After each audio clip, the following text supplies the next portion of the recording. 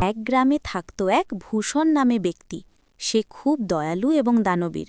তার বাড়িতে একদিন একজন ভিখারি আসে আর বলে, কিছু খাবার দে বাবা, কাল থেকে না খেয়ে আছি, খাওয়া দাওয়া কিছুই হয়নি, এখন তো চলাও যায় না। আরে কাকা, ভেতরে আসুন, আমার সঙ্গে বসে খাবেন। এতটুকু খেয়ে তো আমার পেট ভরবে না বাবা, আর একটু দিলে ভালো হয়। আমি পরে পথে ঘাটে চেয়ে নেব। তুমি বসে খেতে এসেছো, তুমি খেয়েই নাও। আচ্ছা কাকা, এই খাবারটা আপনিই খেয়ে নিন, আমি না খেলেও চলবে, কারণ রাতে আমি খেয়েছিলাম। বাবা, তোমাকে ঈশ্বর সুখে রাখুক, নিজের ভাগের খাবার আমাকে দিলে। এখন এমন দানবীর মানুষ আর কোথায় পাওয়া যায়? তোমার মঙ্গল হোক বাবা।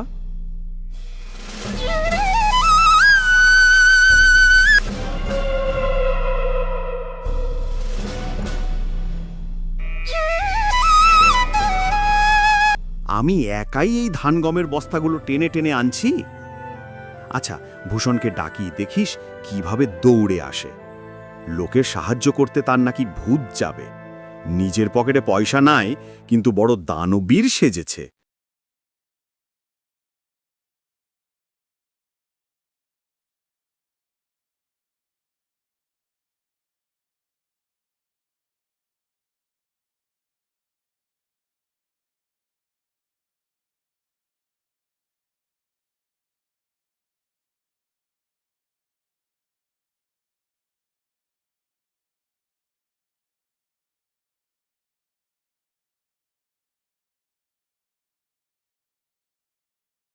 আমি আরামও পাব।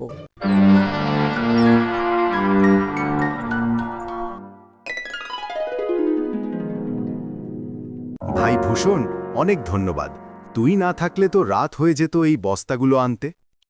তারপর ভূষণ মদনলালের কাছে গিয়ে বলে, উধার লালার দোকান থেকে একটু রসদ দাও ভাই, পরে দিয়ে দেব। তারপর সে রসদ দোকান থেকে কিনে বাড়ি চলে যায়।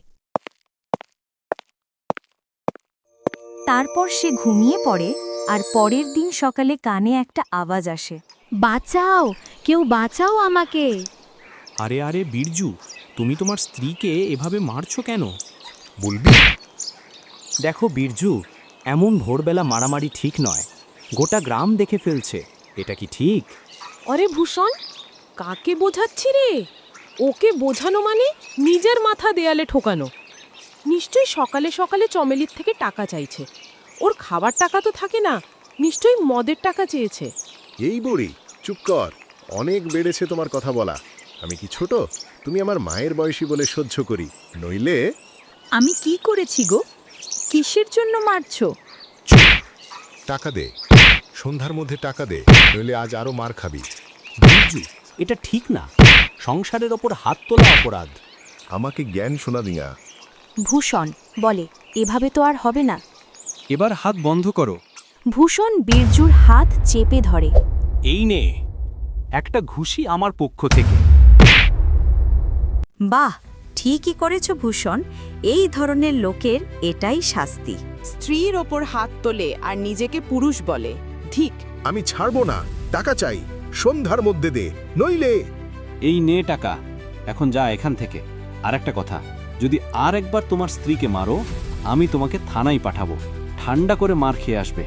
ধন্যবাদ ভূষণ ভাই, আপনি না থাকলে। আপনি সত্যি খুব ভালো মানুষ, সবার পাশে থাকেন। হ্যাঁ রে, আমরা চাই পরে সরপঞ্চ ভূষণই হোক, ওই সাজ্জন সিং নয়। বাহ, ঠিক কথা বলেছিস। আমরাও চাই ভূষণই সারপঞ্চ হোক। সজ্জন সিংয়ের সামনে তো মুখ খুলতে ভয় লাগে। ভূষণ তো সবসময় আমাদের সাহায্য করে, ওই হওয়া উচিত সারপঞ্চ। কি? গ্রামের লোকেরা বলে ভূষণকেই সারপঞ্চ করবে? এত সাহস তার? খেতে না পেলে মারা পড়ে, আর সারপঞ্চ হওয়ার স্বপ্ন দেখছে। হ্যাঁ মালিক, আর গ্রামবাসীরা বলে যাই হোক, সারপঞ্চ তো ভূষণই হবে। আপনাকে কিছু করতে হবে, নইলে গদি গেছে মালিক। কিছু করতে হবে অবশ্যই, এমন কিছু যাতে সে চিরতরে এই গ্রাম থেকে চলে যায়। ভূষণ ভাইকে সারপঞ্চ বানাচ্ছি আমরা, আমাদের জন্য অনেক করেছে।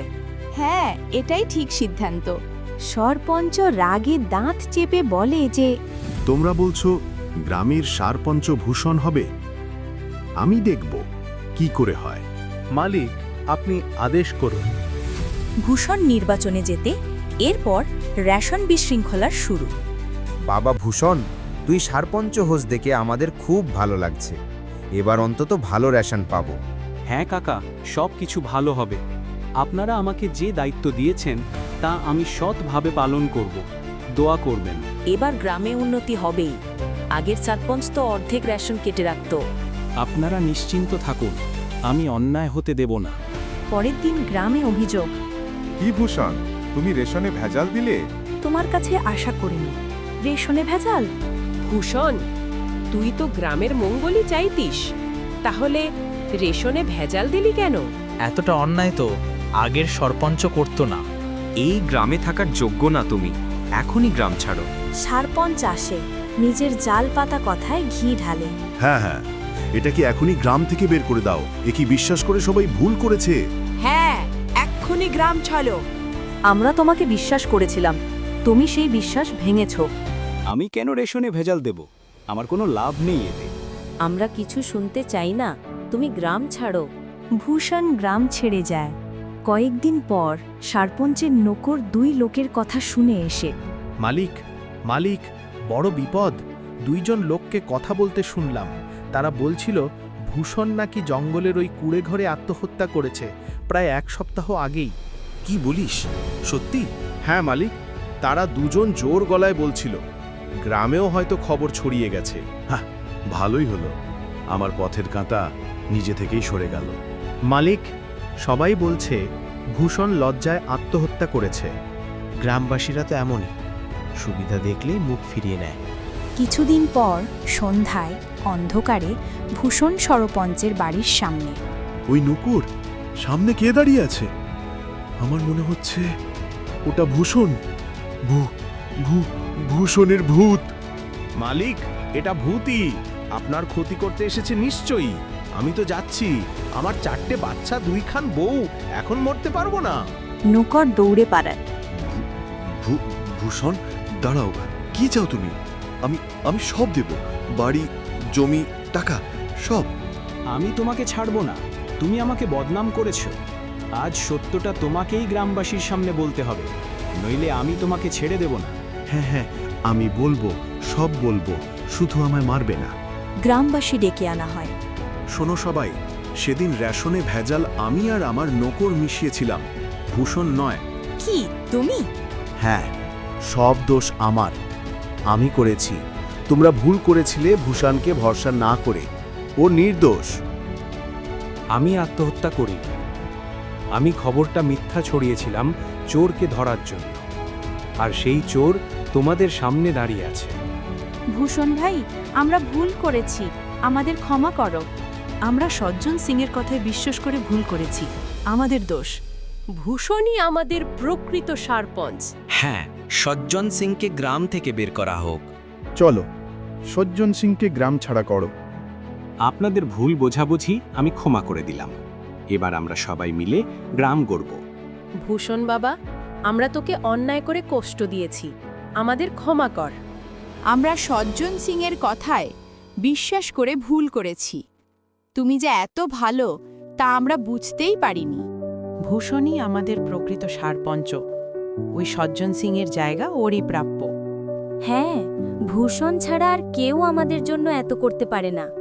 সজ্জন সিংকে গ্রাম থেকে তাড়াও, মিথ্যেবাদী, প্রতারক।